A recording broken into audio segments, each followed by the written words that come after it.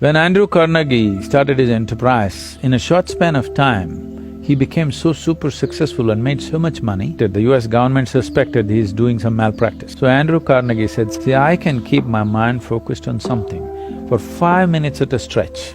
So what shape you give to your chitta, it will always manifest in the world, because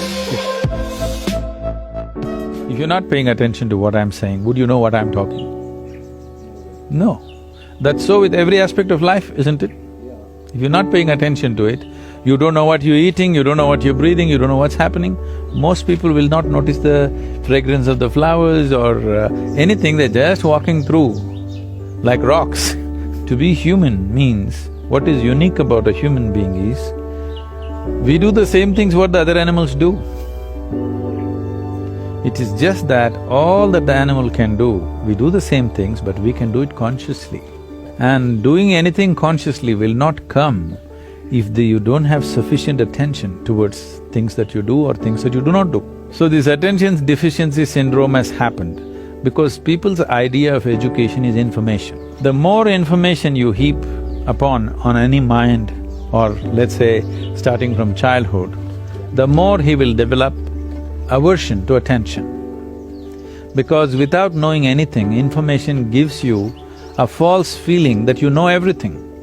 An entrepreneur or anybody who wants to navigate through any situation needs intelligence, not just information. Information may be useful on the side, but it is intelligence which will allow you to navigate through a particular situation in a unique way, not the way somebody else is doing.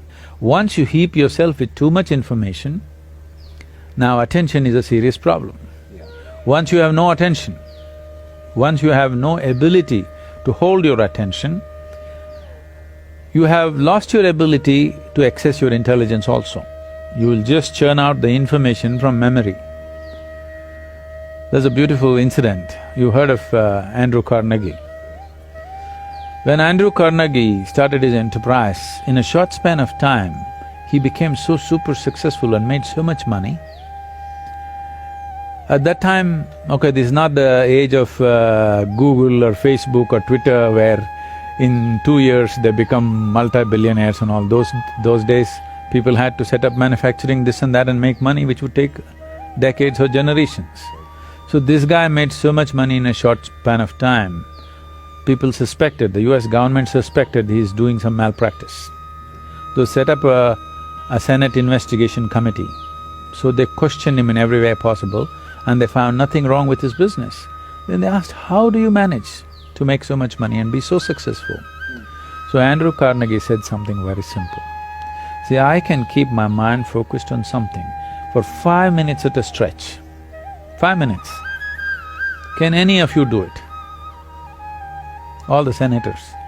They thought, what's the problem with 5 minutes? And he set up an experiment. They tried to keep their attention, they couldn't keep it for a few seconds. One moment here, one moment there, this is the fate of most human beings. So then he said, you should not be running United States. So, human ability, there's something called as chitta. There's a different… see, in English language, mind is mind. Largely you're considering the memory part of your mind as mind. In the yogic system, there are 4 main aspects of the mind. I'll not go into the detail, but the memory part of the mind is of least importance. It's the chitta, which is connected with the consciousness, which is most important. If you find a shape for your chitta, that shape will manifest always, because it's empowered by life-making material which for lack of words we're using the word consciousness, that which is the basis of life. Once your mind is yoked to that, then what shape your mind takes? Mind is like a cloud, you can make it any shape. You can make it godlike, you can make it a devil out of it, you can make a pig out of it, you can make whatever out of it, you know? It's a nebulous thing. So what shape you give to your chitta, it will always manifest in the world because it's empowered by life-making energy behind it. So that is the most important aspect of the mind, not the memory. Memory is important to handle the material aspects. After all, an entrepreneur may be just trying to handle material.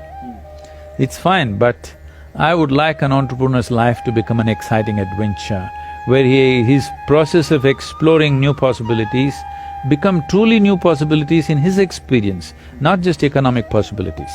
And that possibility is there in an entrepreneur's life, that he can turn his entrepreneurship into a spiritual possibility and a spiritual growth, or growth of the being itself, which I feel everybody should explore. That's why we're trying to bring a spiritual element.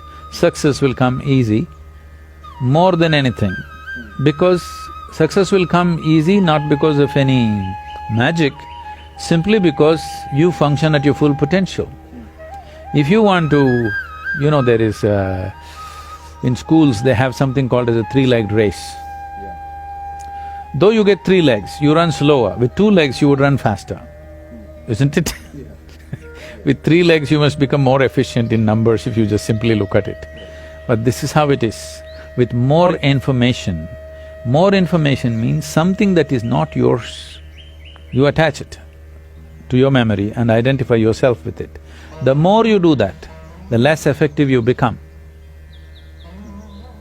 But right now, our whole idea of education is information, and there is internet. A 12-year-old child knows what is the name of the galaxy up there, a trillion light years away, which is not good for him. Because this is not knowledge, this is not of any usefulness, this is only for boastfulness. And above all, it'll take away your ability to pay attention. Because the basis of attention is you realize that you do not know even a speck in the universe properly.